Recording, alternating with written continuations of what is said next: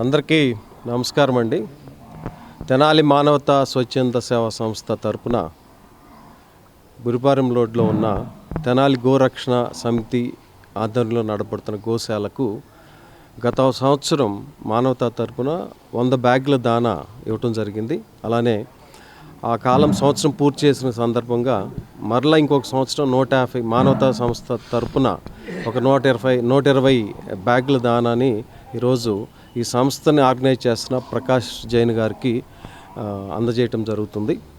అలానే మానవతా సభ్యులు లాస్ట్ ఇయర్ సుమారు 208 బ్యాగ్స్ అందజేయటం జరిగింది. మానవతా సంస్థ నుంచి 100 బ్యాగులకు అదనంగా వాళ్ళందరికీ కూడా మానవతా సంస్థ తరపున కృతజ్ఞతలు తెలియజేస్తూ ఇంత మంచి ఎంతో వ్యయం అంటే చాలా పెయిన్తో కూడిన నిర్వహణ ఇది.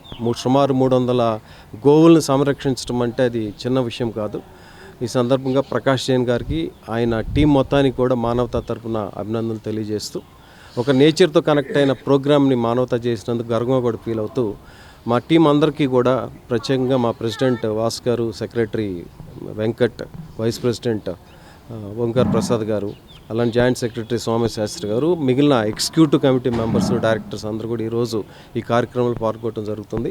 వాళ్ళందరికీ కూడా ఇలాంటి కార్యక్రమాలని చేద్దామని ప్రోత్సహించడం అనేది చాలా ఆనందంగా ఉంది.